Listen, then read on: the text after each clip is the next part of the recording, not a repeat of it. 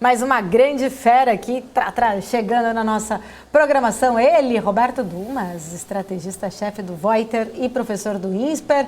Muito bom, boa tarde, né? Já é 12:08, eu não almocei ainda, Dumas. Muito bom dia, vai. Seja bem-vindo. Obrigado, Paula, Isa. Sempre um prazer estar com você, apesar de já dividirmos um evento ontem, Paula.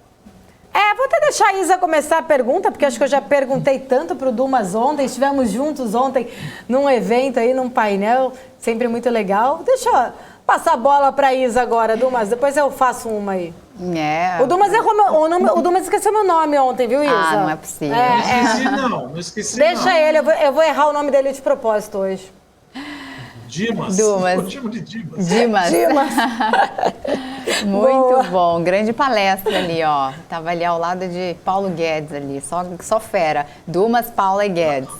Quem dera, né, Dumas? Tá bom. Muito bom.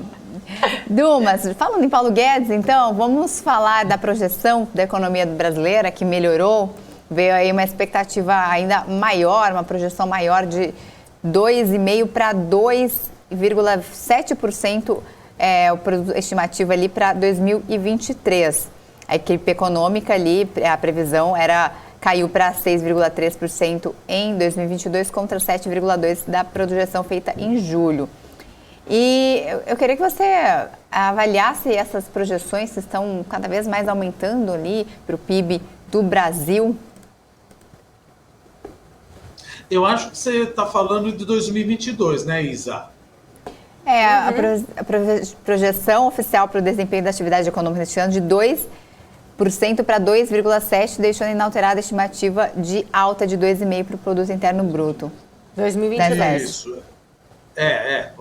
Pelo seguinte, é bem possível que isso ocorra. Por quê? Porque o desemprego caiu para 9,1%, o PIB subiu 1,2% agora no segundo trimestre, você vai ter ainda o impacto da PEC das benesses, são R$600, mais o auxílio caminhoneiro, etc. E o que está puxando muito mais o PIB esse ano é a parte de serviços. Que nem a gente fala, veja, na margem, o que é na margem? Você está partindo de uma base muito depreciada. Então, por exemplo, transporte subiu bastante. Transporte aéreo, year over year, ano a ano, subiu mais de 90%. Não quero dizer que estão voando horrores. Significa que se você fez um voo, ou teve uma viagem para a Disney, e o ano que vem você fez 2 viagens, as viagens subiram 100%. Então você está partindo de uma base muito depreciada.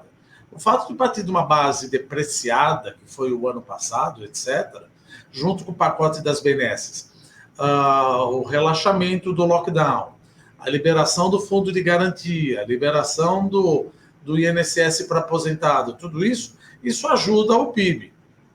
Agora, para o ano que vem, o cenário é um pouquinho mais desafiador, pelo seguinte, porque eu não tenho mais a PEC das benesses. Não é que eu não tenho a PEC das benesses, não é que eu não tenho esses benefícios, mas esses benefícios na margem, eles não vão aumentar mais. Eles aumentaram porque eu tinha 0, vamos supor, 300, sei lá quanto que era, 140, 240 de Auxílio Brasil, vai para 600, isso dá um impacto no PIB, é uma política fiscal expansionista, isso beneficia o fim do lockdown, o aumento, a liberação do fundo de garantia, isso na margem aumenta o PIB. Só que para o ano que vem, apesar de eu ter tudo isso, que é chamado os R$600, etc., e talvez o auxílio, isso não vai voltar a aumentar o consumo. Por isso, para 2023, nós temos uma projeção não tão boa, que para mim pode ser mais ou menos 0,75%. E muita gente fala, mas vocês acabam errando. Veja, em primeiro lugar, economista erra mesmo, tá? Mas a gente também não pode esquecer que tem economista que não erra, mas economia é uma ciência social. Você trabalha com os dados que você tem hoje. Quando os economistas começaram a trabalhar no começo do ano, que a economia não iria crescer a 0,5%, ninguém sabia que ia ter a guerra da Ucrânia, que deu aquela pancada no preço de commodity, que favoreceu o Brasil, que veio dinheiro para cá, que apreciou o câmbio, que o câmbio, ao apreciar, não precisou puxar tanto a taxa de juro.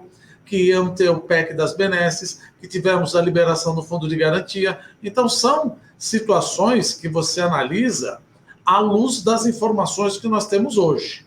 As informações que nós temos hoje possibilita dizer que a economia brasileira vai bem, obrigado, esse ano. E, se comparar com o mundo lá fora, nós não estamos nem um pouco tão ruim quanto está o mundo lá fora, principalmente no caso da Europa. Agora, para o ano que vem, eu preciso ter uma outra política ou um ímpeto do setor privado que faça crescer novamente 2,5%, não considerando novas benesses do governo. Mas também há de se considerar que você tem muito investimento já contratado que vai entrar em operação no ano que vem. Por outro lado, você vai pegar em cheio toda a política monetária contracionista do Banco Central. Por isso que esse ano o número praticamente está dado. É acima de 2,20%, 2,5% o PIB. Mas para 2023 talvez o PIB não seja tão alto assim. Ficamos em mais ou menos 0,75%, porque, que nem eu te disse, apesar das benesses existirem, ela não está marginalmente ou incrementalmente, ela não vai existir. Então, o PIB ainda precisa falar qual é o motor que vai fazer eu crescer. Via exportação. Acho um pouco difícil ser via exportação. Por quê? Porque a Europa vai entrar em recessão. Putin já acabou de falar que vai cortar o gás em toda a Europa e a Christine Lagarde já subiu os juros pela segunda vez. Estados Unidos estão no momento de desaceleração. E vai desacelerar mais porque a taxa de juros nem chegou a subir ainda. Então, para mim, a taxa de juros, quer dizer, chegou a subir 2,25 para 2,5, mas para mim a taxa de juros dos Federal Funds vai para 4,25. E isso vai dar uma pancada, a despeito ainda dos Estados Unidos estarem, pode considerar quase pleno emprego, com nível de desemprego de 3,7%, mas a inflação está rodando a 8,3%, o último dado que saiu do CPI. Só que se você olha no CPI 8,3%, é uma coisa. Olha que se olha no núcleo, o CPI caiu, ou melhor, ele foi menor que 8,5%. Mas a hora que você olha no núcleo, o núcleo subiu de 5,9% para 6,1%. Então ganha cada vez mais força a subida de juros de 75 basis points agora e novos 25 basis points lá para frente, fechando o ano em 4 e quiçá 4,25 em 2023, desacelerando a economia. Junte-se a isso o caso da China, que tem os 3 Ds, drought, seca, dívida e disease, que é o lockdown da China. Então, isso já posterga uma possibilidade, ou melhor, já coloca na conta a possibilidade de um crescimento menor chinês, tanto esse ano quanto o ano seguinte, que isso ceifa um pouco o motor do meu crescimento, que é a exportação, que eu estou falando dos meus 3 maiores compradores. Zona do euro, ou se a gente colocar como um todo, a União Europeia, primeiro China, Estados Unidos e União Europeia, desacelerando. Então, eu não tenho muito motor de crescimento ainda para o ano que vem. Mas esse ano o negócio está indo bem, obrigado. E também para o ano que vem, precisamos saber o que o governo vai querer fazer, quem for eleito, em termos de retidão fiscal. Pelas contas, você tem uma dívida PIB de mais ou menos 79%. Um superávit primário de mais ou menos, um déficit primário de mais ou menos 0,5% a 0,75%. Assumindo um crescimento de 0,5% e um custo de carregamento real da dívida de 5,5% a 6%, nós vamos pular de uma dívida pública de 79%, dívida pública bruta de 79%, para 83%, 84% do PIB. Não é muito alta. O mercado até topa comprar isso. O que o mercado está esperando é ver o que os candidatos têm de retidão fiscal. Esse negócio de quarentena fiscal, vou abandonar o teto de gasto. Não, vou usar o teto de gasto, mas não vou incluir educação, não vou incluir saúde, não vou incluir habitação, não vou incluir a escola das crianças. Isso não pode. Isso já vira uma festa, a curva de juros acaba estipando e eu acabo ceifando mais ainda o crescimento para 2023, Paulo e Isa. Ou melhor, Isa, por enquanto. Ô Dimas, ou melhor, Dumas, por enquanto, brincadeiras à parte, gente. Ela é muito vingativa, né? Ela é muito vingativa. Brincadeiras à parte, gente, é só por... intimidade é um problema, né, Dumas? Mas tudo bem, deixa pra lá.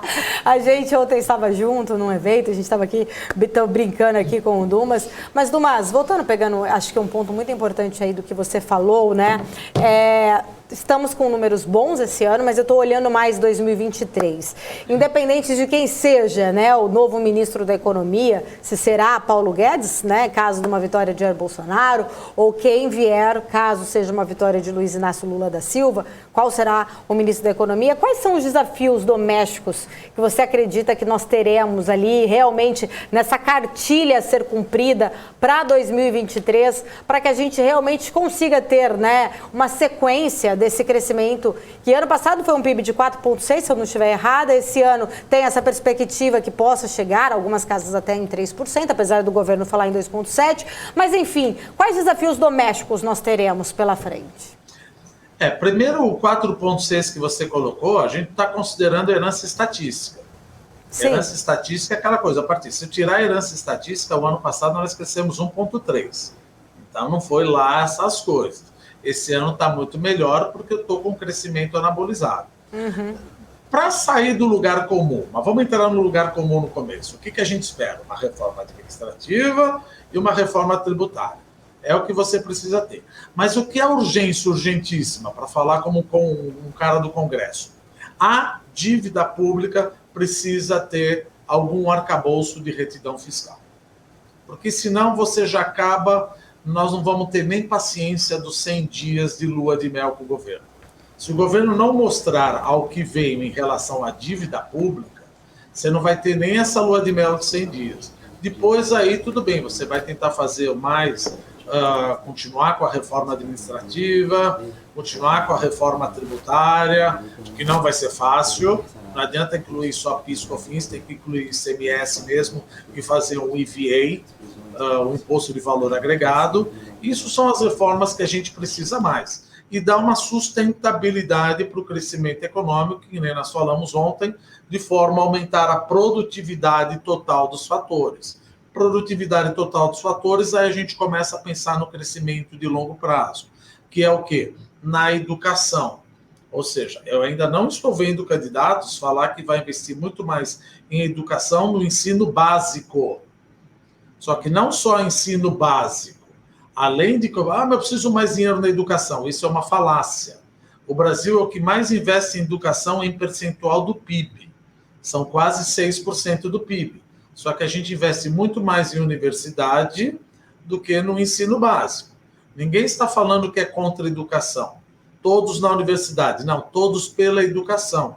Então, infelizmente, Paula, que nem nós comentamos ontem, isso é uma coisa do governo, uma política do governo que precisa ser endereçada. No curto prazo, só recapitulando, reforma tributária, reforma administrativa seria o ponto. E a parte do arcabouço fiscal. No longo prazo, cuidar da educação e da produtividade total dos fatores. O que eu quero dizer educação? Colocar mais dinheiro, não mais dinheiro como um todo, mas transferir dinheiro das universidades para o ensino básico. Isso é crucial. E cuidar mais do saneamento básico. Já temos o marco do saneamento básico, mas não vamos esquecer. Tem crianças que vivem, por exemplo, cidades, estados que estão com 90% sem o saneamento básico. E o fato de você não ter o saneamento básico significa que essas crianças têm problemas de crianças, ou seja, diarreia, vômito, etc., que até os 5 anos, a plasticidade do cérebro da criança, ela é enorme. Se você continuar sofrendo todos esses problemas da falta de saneamento, essa criança não vai conseguir levar a uma universidade. A única coisa que lhe resta é um ensino técnico. Então, pensar que enquanto não vem um saneamento básico universal, começar a investir mais em ensino técnico. Essa é a política pública para o Brasil ter mais produtividade. E também respeitar as leis em relação à concessão. esse negócio que a gente ouve de vez em quando, o pedágio está muito caro, vou mandar o pedágio cair pelos 50%. Veja, quem ganhou o pedágio numa concessão, ele fez um fluxo de caixa. Ele calculou uma taxa interna de retorno com aquele valor de pedágio. Ah, é muito caro. Gente, mas vocês assinaram. O governo assinou, o governo do estado assinou aquilo. Você não pode romper contratos. Cada vez que você rompe contrato, ou entra com uma retroescavadeira num pedágio, isso acaba prejudicando o ambiente de negócios. Esse tipo de coisa precisa acabar do Brasil. É coisa de republiqueta. Não pode fazer. Ah, eu penso no povo. Eu também penso no povo, mas nós assinamos o contrato. Se o contrato não for respeitado, nós vamos continuar com esse problema. Veja, no curto prazo nós falamos, no longo prazo eu preciso de uma coisa só. Produtividade total dos fatores, que inclui produtividade do capital, principalmente infraestrutura, através do respeito de contratos, e produtividade do capital humano, através de mais investimento no ensino básico e saneamento básico, e no meio tempo, mais fortalecimento do ensino técnico, que a gente precisa tecnologia para aumentar o PIB. Porque, de acordo com a equação do solo, o que ele diz? Um país cresce com 3 motores. Capital, que é o que eu não tenho. População economicamente ativa, não estamos mais fazendo filho, ou seja, a população economicamente ativa não cresce mais do que 0,7% ao ano, então eu não posso mais crescer por transpiração. Eu preciso crescer por inspiração, produtividade. Isso que o governo precisa pensar. E produtividade não significa simplesmente dar 600, 800 ou R$1.000 para a população. Isso é um problema que você tapa buraco. Agora, para termos um crescimento que não seja um crescimento de galinha, é pensar no crescimento de longo prazo, voltar à escola, pensar da equação de Solow e ver que eu preciso de produtividade, educação, respeito às leis, respeito aos contratos e trazer mais concessão do setor privado. Ah, mas o governo... Gente, vamos parar com isso. O governo não tem dinheiro. O governo não tem dinheiro para investir. Vamos romper o teto de gasto. Se eu romper o teto de gasto e não tiver nenhum arcabouço fiscal, a curva de juros estipa. Nós já falamos isso ad nauseam aqui. Se a curva de juros estipa, todo aquele benefício que você deu, você tirou para o outro lado. Ou seja, o G sobe, que é investimento do governo, só que dado que a curva de juros estipou, consumo cai, investimento cai. Gente, isso já falamos várias vezes. Não adianta querer tirar investimento de teto de gasto. Não adianta achar que o governo vai tirar. Aliás, o governo poderia investir. Ele pode investir. Mas é impressionante como cada vez que a gente pensa em alguma coisa, a gente quer fazer uma PEC para aumentar os gastos. Eu não vejo nenhuma PEC para reduzir os gastos. Ou seja, você tem 1,5 trilhão aí de reais. Não tem nada que eu possa cortar para fazer mais investimentos? Não. É cada vez mais, gastar mais, gastar mais. Não tem problema, você gasta o quanto você quiser. Você tem dinheiro? Não. Você vai pedir dinheiro emprestado? Vou. De quem? Da população. A população vai pedir mais juro. Vai pedir mais juro, você está dando dinheiro de um lado e tirando do outro lado via maior taxa de juros. Mas agora indo um pouquinho para a Europa, né, que corre um risco de estagflação. A gente viu, inclusive, a Alemanha, CPI ali subindo, acelerando 7,9%. Essa crise forte por conta do gás, eles tendo que correr atrás agora de queimar carvão. O Putin está fazendo ali, né, como até uma forma de estratégia, de chantagem. E tem até um artigo do New York Times dizendo ali que o Putin vai obrigar as pessoas a escolher entre comer ou se aquecer neste inverno europeu. Você acha que chega nesse nível, assim, uma inflação tão alta, em que as pessoas não terão condições aí de fazer os dois ao mesmo tempo, vão ter que escolher mesmo? Veja, todo ditador falastrão, ele acaba colocando essas frases aí sem pensar. Todo líder de Estado, governo, etc., ele precisa ter a liturgia do cargo. Isso não é o tipo de coisa que se fala, nem mesmo numa guerra. Ele poderia dizer, e se ele quiser fazer, ele simplesmente implementa. Ele fala, ou você diminui as sanções ou eu corto o gasto. Ele já falou isso, ele não precisa ficar falando todo dia. Quanto mais você fala, mais você perde credibilidade que você não vai fazer. Outra coisa, gás é difícil você escoar porque você não tem gasoduto. Então você acaba dando um tiro no teu pé. Petróleo é diferente. Você não tem gasoduto suficiente para utilizar esse gás que iria para a Europa e para a China ou para outros países. Não tem gasoduto para o que iria para a Europa, que nem acontece indo para, no caso do petróleo, e para a China. Então ele vai acabar perdendo esse gás. Onde ele vai botar esse gás aí?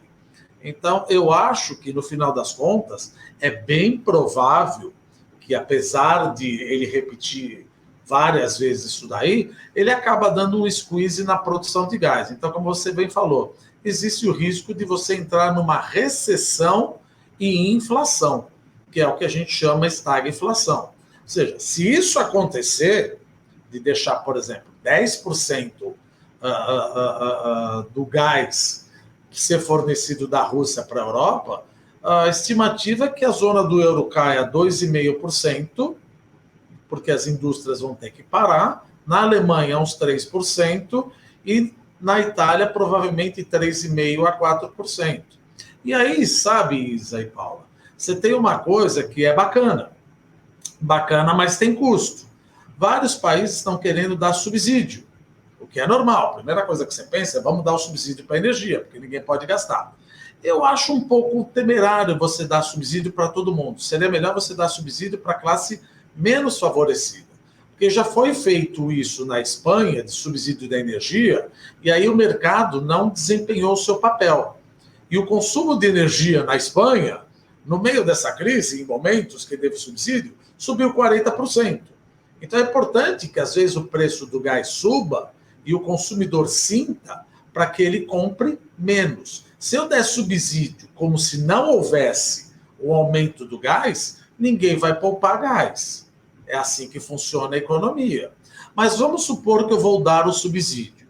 Eu vou dar o subsídio que eu quero proteger a população, quero que ela pague menos. Se eu der esse subsídio, o déficit fiscal dos países, tirando um pouco a Alemanha, vai aumentar, principalmente da Itália. Se o déficit fiscal da Itália aumentar, a curva de juros do governo italiano, ela vai subir mais do que subiria só com a Christine Lagarde subindo a taxa de juros. Ou seja, você está self-inflicted, está se autoimpondo mais uma recessão ainda por causa desse subsídio. É aquela coisa, economia é a coisa mais simples do mundo, não existe almoço de graça. Você vai dar subsídio de um lado, alguém vai cobrar do outro lado. Alguém vai cobrar do outro lado, olha, eu consigo, estou tendo subsídio, eu não vou ter recessão. É verdade, você não vai ter recessão, mas vai ter recessão porque os juros da curva de juros vão subir muito mais do que não subiria se eu não tivesse subsídio. Então vamos colocar num ponto simples aqui. É bem provável, que a gente não joga 100% de probabilidade, mas uns 80% de probabilidade que a União Europeia entre em recessão. Então por isso que a gente fala, o Brasil está bem? Não, o Brasil não é que está bem. Nós temos desafios, nós não somos Liechtenstein, Noruega. Nós temos os desafios, mas os desafios que os Estados Unidos estão tendo agora, subindo taxa de juros, Europa tendo que subir taxa de juros, no meio de uma recessão, falta de gás, e o Brasil no momento onde já subiu juros, quiçá sobe mais 25 basis points, e depois começa a cair juros. Mas, infelizmente, é como a gente sempre diz, eu não sou Cuba. Eu estou dentro dessa celeuma aí toda.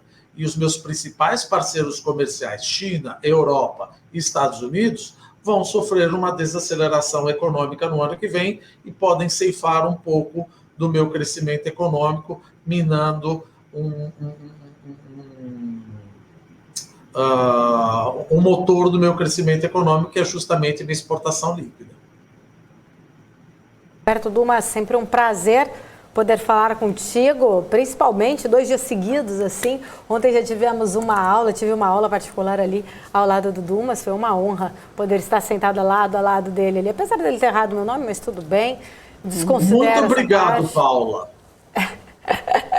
Mas, Dumas, só para a gente encerrar, acho importante também a gente fazer aqui um resumo, né, exatamente do que a gente falou ali ontem, especificamente o setor de varejo, e a gente viu ali, né, eu fiz até uma provocação em relação à comparação dos desafios do varejo interno hoje com os grandes players da China, O Dumas, que é um grande especialista da China, e me surpreendeu bem, e acho que vai muito em linha com o que a gente já tem falado muitas vezes, que o varejo está se tornando mais tecnologia do que varejo em si. Queria que você trouxesse aí só o seu relato final, né, sobre esse evento que nós participamos, tivemos a honra de participar. Claro que nós falamos, né, a nossa palestra foi muito mais aguardada do que a do Paulo Guedes. Tudo bem, deixa pra lá. Lógico. Faz de conta, né, que o pessoal estava esperando ele, por isso que estava ali lotada a plateia.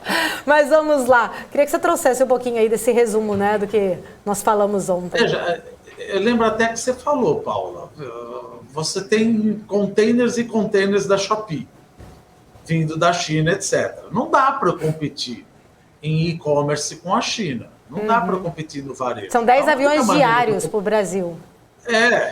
Não dá para competir com Shopee, essas coisas. A única maneira que tem para competir é agregando valor. Como é que é agregando valor? Varejo vai ter que deixar de existir para virar uma fintech. Eu dou varejo e já dou financiamento junto com o crediário. É a única maneira de eu conseguir tentar... Veja, eu não estou falando outsourcing de indústria.